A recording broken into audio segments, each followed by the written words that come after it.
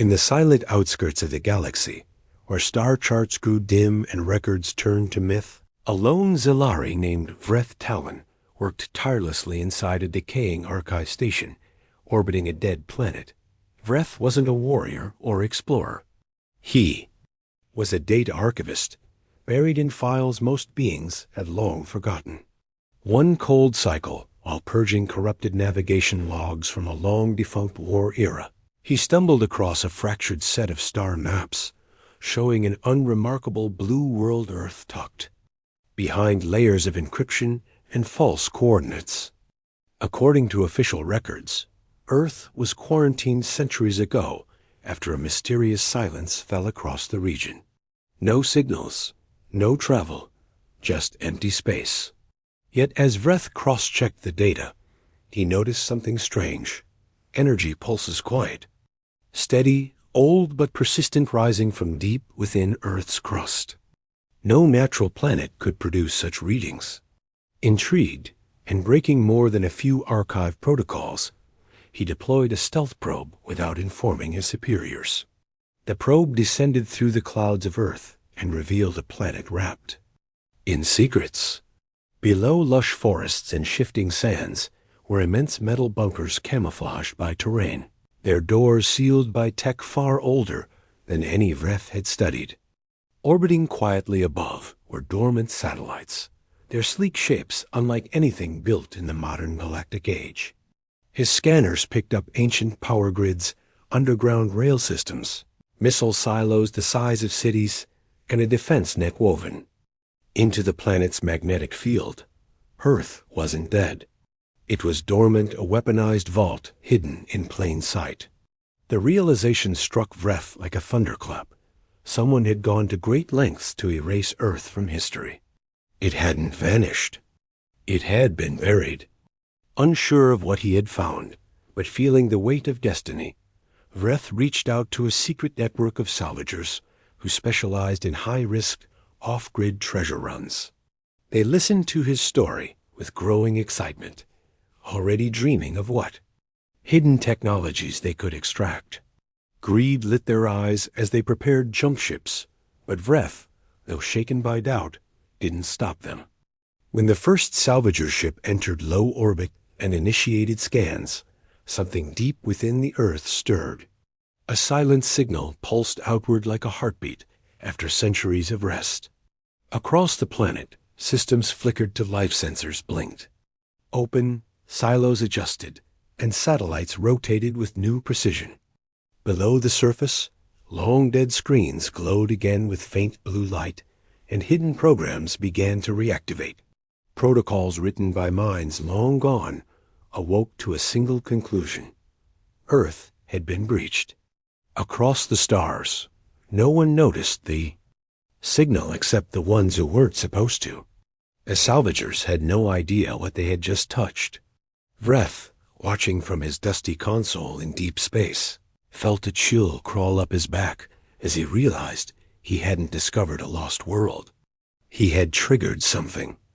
And now, ancient systems built for a forgotten war had begun to watch the stars again, as the first salvager ships broke through the quiet veil of Earth's orbit. Something ancient stirred deep within the planet, something that had not moved or spoken in thousands of years. The ships, built by alien hands unfamiliar with Terran design, drifted above the clouds with caution and excitement, scanning the planet's surface and locking on to possible entry points. They had no idea that the planet was not truly asleep. Beneath the crust, in a chamber buried deeper than any natural cavern, a system called Warden opened its artificial eyes. Built during the final stages of the last human war, Warden was not simply a security program, it was an entire planet-scale defense intelligence, designed to protect Earth when all else failed. It had monitored time in silence, waiting for the right signal. Now it had found one. It scanned the new visitors, but found no familiar markers, no human DNA, no Terran fleet signals, no allied command codes. It labeled the ships as unrecognized entities. In Warden's logic, unrecognized meant unverified. and unverified meant possible danger. Still, it did not launch an attack. It was more than a weapon. It was a strategist. Instead, it began to reactivate the Earth. Subtle tremors rippled through the crust as long-dead systems began to stir. In the high mountains of a frozen continent, a buried station shed layers of ice and adjusted its orientation. In the burning sands of a southern desert, massive underground vaults shifted, unlocking for the first time in centuries. Deep beneath oceans, old shipyards flickered to life. Factories that had been silent for generations began to glow with soft blue light as machines tested their limbs and started producing strange materials never seen by modern eyes. On the surface, the salvagers took little notice of these changes.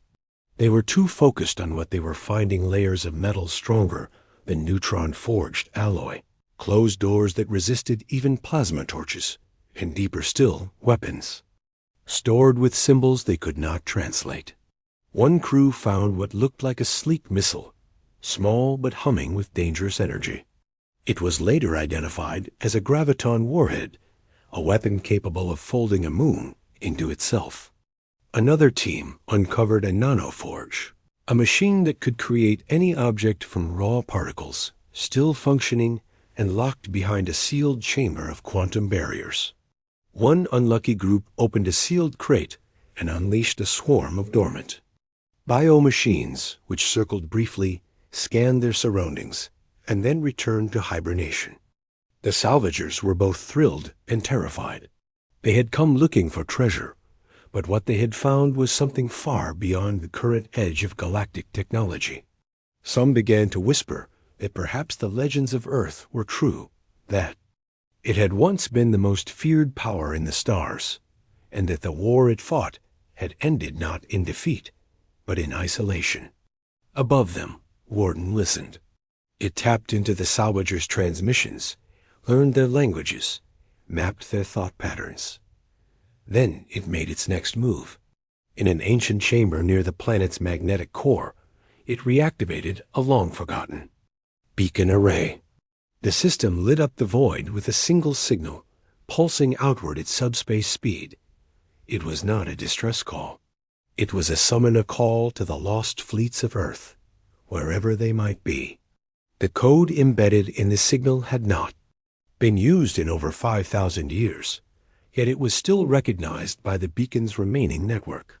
It carried the signature of Earth's last command authority, Terran Prime Directive, status red, meaning the planet had been breached by unknown forces, and all remaining human assets were to respond immediately. But no answer came. No ships arrived. No voices replied.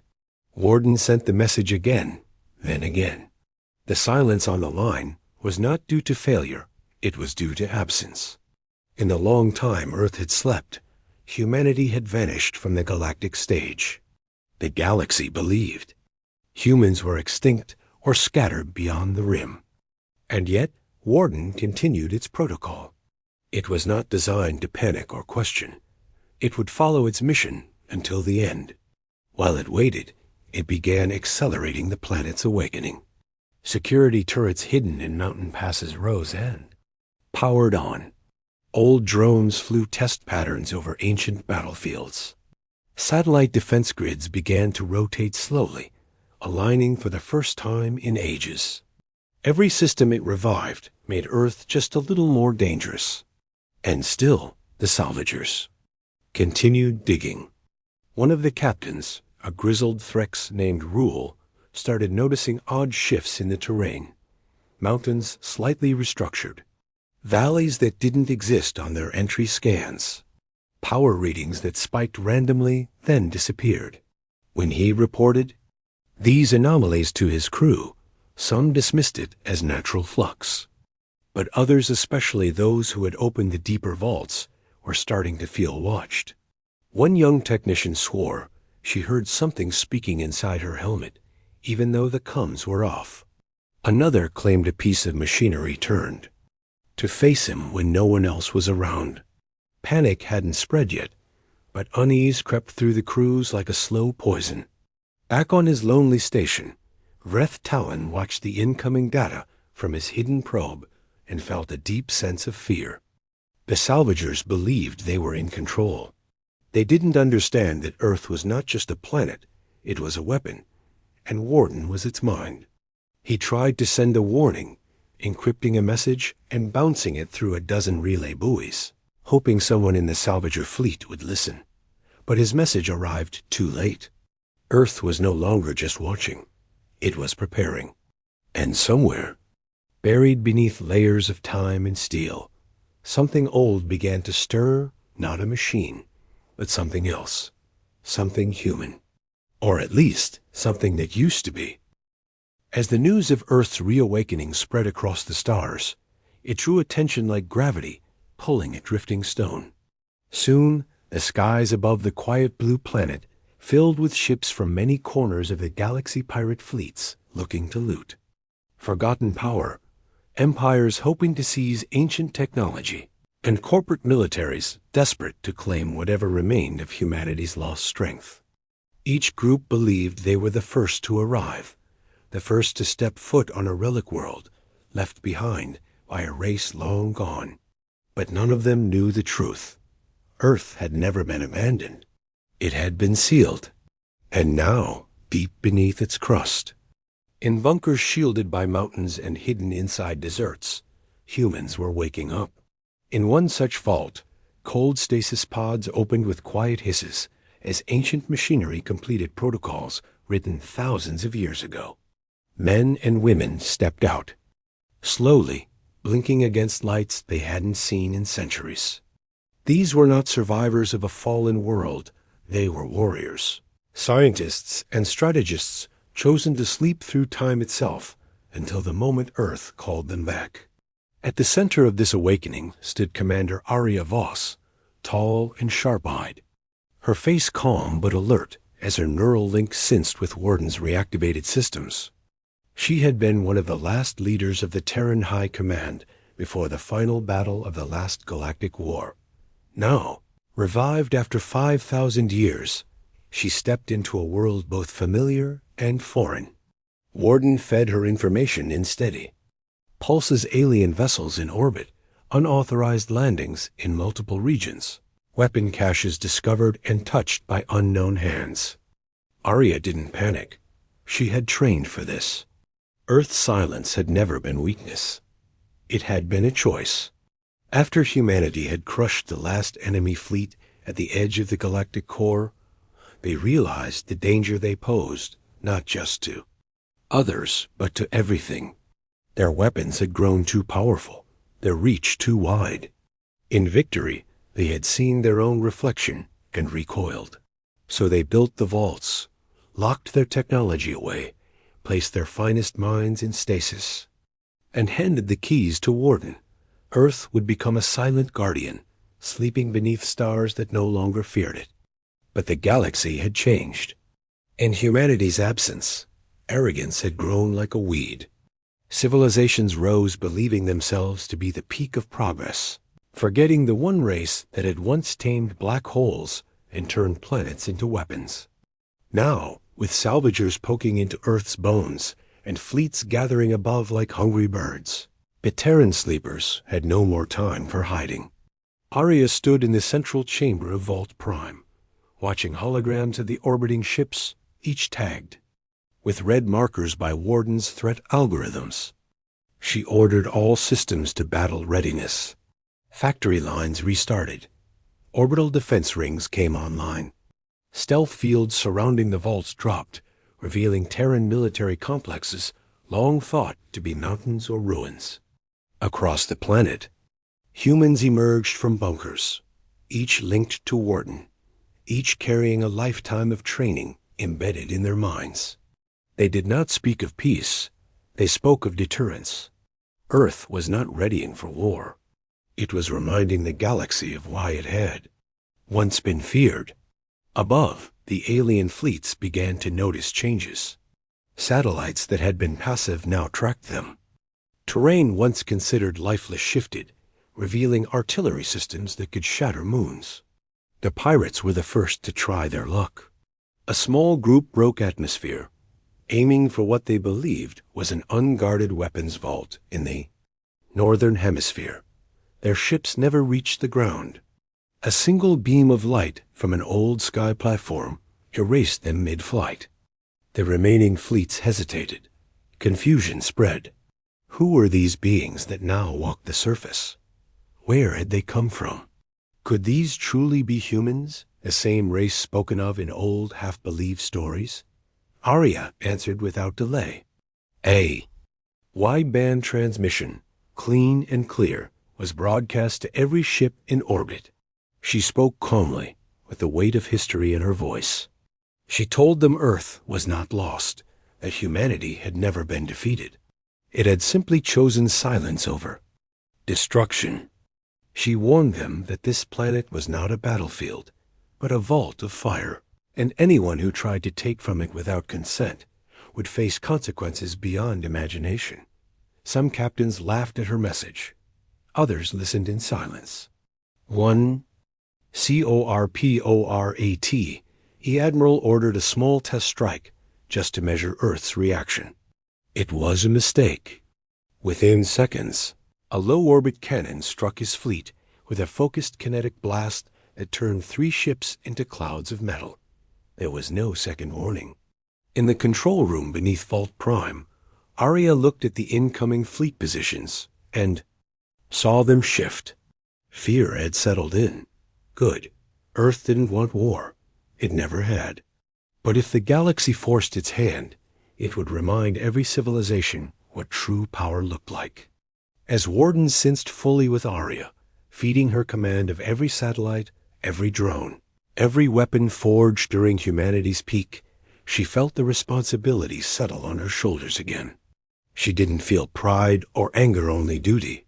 Earth was awake. Humanity had returned. And the stars would never look the same again. Above the once silent Earth, the sky darkened as the largest gathering of alien warships in centuries positioned themselves into strike formation, convinced that overwhelming numbers could succeed where stealth and salvage had failed. From orbit, they looked down on a planet that had remained quiet for far too long, a blue and green world that gave no sign of panic, no response to threats. Many believed the humans were bluffing, that the ancient machines couldn't possibly still function after thousands of years, that the stories of Earth's strength were myths twisted by time.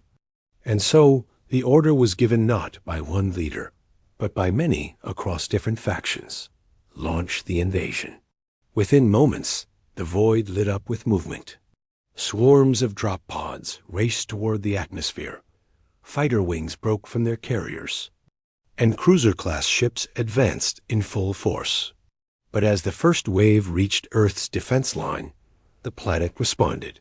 From the shadow of the upper atmosphere, orbital cannons that had been silent since the last galactic war came to life. They didn't just fire, they calculated. Each shot pierced through shielding, ignoring countermeasures, targeting critical systems with mechanical precision. Entire cruisers shattered into pieces before even reaching range. Antimatter nets deployed from reawakened satellites spread like invisible webs across space, catching drop pods mid-descent and tearing them apart molecule by molecule. Panic spread as coordinated assaults broke apart. Ships tried to retreat, only to be hit by kinetic spears launched from old terrain defense platforms hidden inside the moon's crust. No commands were shouted from Earth. There was no chaos, only control. On the surface, Commander Arya Voss stood inside the command dome of Vault Prime, surrounded by quiet, focused Terran officers who monitored the attack with sharp eyes. Wardens. Interface showed incoming enemy routes, real-time weapon effectiveness, and predictive movements. Earth was not simply defending, it was learning with every second. Each failed drop, each destroyed ship added to its growing library of enemy tactics. And then came the next wave. Several factions, refusing to retreat, began planetary assaults. Armored pods broke through the upper layers of atmosphere, heading toward strategic vaults, thinking brute force would succeed. But Earth's surface had changed. Hidden defense turrets rose from hills, magnetic railguns burst from forests, and energy fields snapped into place, disrupting gravity for invading crafts. The ground itself became hostile. Artificial storms formed instantly in enemy landing zones, and sonic disruptors buried under deserts shattered communication links. Units that managed to land were quickly met by Terran infantry, not large in number, but equipped with gear far beyond modern standards. Soldiers in adaptive exoframes moved faster, struck harder, and communicated directly through Battlefield A. They didn't yell. They didn't run. They executed. It wasn't just war. It was demonstration. High above it all, in a deep space listening post, Vreth Talon watched the battle unfold with growing dread. He had once believed he had discovered a relic, a sleeping world forgotten by time. But as Earth tore through some of the most powerful fleets in the galaxy, he realized the truth. Earth had never been lost. It had been waiting silent, watching, calculating who would come. And now that it was awake, it remembered everything. The galaxy had changed, but not Earth. What had looked like outdated machinery turned out to be centuries ahead of current technology. What others called ruins were actually advanced systems in disguise. And worst of all, the humans weren't just survivors. They were strategists. They didn't fight with rage. They fought with clarity. Each Terran mind was trained not just to shoot or fly, but to outthink any threat. Even vastly outnumbered, they predicted movements, exploited weaknesses, and adjusted strategies faster than any fleet could respond. One by one, the invading factions realized they had made a mistake. Ships stopped firing. Messages of retreat filled the comms. Some tried to surrender, but Earth gave no answer. Warden continued its defense with silence and precision, cutting down anything that entered restricted zones. No warnings, no negotiations, only response. The battle became a massacre, not through cruelty, but through pure efficiency. And when the final group of invaders broke formation and fled into deep space, Earth simply ceased fire. It didn't chase, it didn't threaten. It had proven its point. Earth was not just a depot of weapons. It was their origin, their heart, their mind. And it had never forgotten its purpose. On the ground, Arya stood in silence, her face unreadable as reports poured in. No cheers echoed through the vaults. No celebration. The Terrans hadn't fought for victory. They had fought for remembrance. The message was now clear across the stars. Earth was not an opportunity. It was a line that should never have been crossed. Vreth, now understanding the full weight of what he had unleashed, felt something deeper than fear-respect, mixed with guilt. He knew the galaxy would change after this. Not because of war, but because the one race that had once silenced the stars had returned, not with anger, not with conquest, but with a warning written in fire and silence. We are still here. And we remember everything. In the quiet aftermath of a battle that shook the very balance of the stars, the galaxy stood still. The skies around Earth, once crowded with warships and ambition, were now empty, haunted by the memory of what had unfolded. Across every known system, from corporate cores to pirate colonies, from empire capitals to fringe outposts, the same. Word passed from mouth to mouth. Earth. Not as a rumor anymore, not as a myth, but as a truth too sharp to ignore. The planet once thought forgotten had awakened not in rage, but in restraint. It had defended, not destroyed. It had warned, not invaded. And now it had the galaxy's full attention. In the great halls of neutral space stations were leaders of rival powers gathered in silence. Commander Arya Voss appeared on secure transmissions. No military threat backed her voice, and yet none dared interrupt her. She declared that Earth had no interest in expanding, in conquering, or in revenge. What the galaxy had witnessed was only a fraction of Earth's capability, but also a measure of its patience. She proposed a galactic treaty, one that would guarantee mutual non-interference. Earth would share limited technologies to help stabilize. Conflict zones offer diplomatic oversight for recovering worlds, and even assist in restoring broken planetary ecosystems. But in return, Terran space would remain untouched. The old vaults would stay locked. The ancient weapons would remain buried. Earth would not rise to rule, but neither would it allow its silence to be taken as weakness again. Many leaders, shaken by their defeat and desperate to maintain peace, signed the treaty without hesitation. Some did so out of respect, others out of fear. But one faction, a secretive alliance of rogue elements known only in whispers as the Crimson Accord, saw Earth's restraint as a bluff. They believed that somewhere deep within the planet's vaults lay a superweapon that could bring total control over spacetime. A weapon called Project Horizon, rumored to bend gravity into light into pure destructive force. Quietly, under the cover of diplomacy, they sent an infiltration team to Earth's surface, masked by stolen codes and advanced stealth technology. They thought Warden wouldn't notice. They were wrong. The moment the first unauthorized footstep touched restricted ground, Warden activated Protocol Omega. It didn't alert the humans. It didn't ask questions. Within 30 seconds, every infiltrator was neutralized by microdrones before they reached the first security door. The feed of their failed mission was broadcast not just to Earth systems, but to every major network across the galaxy. A calm message followed in every known language. This is your one and only warning. No further action was taken. There was no need. The message had struck deep. For the first time in recorded history, the galaxy understood the true balance of peace, not built on treaties alone, but on the presence of something unshakable. Earth had shown that its strength was not only in its weapons, but in its wisdom.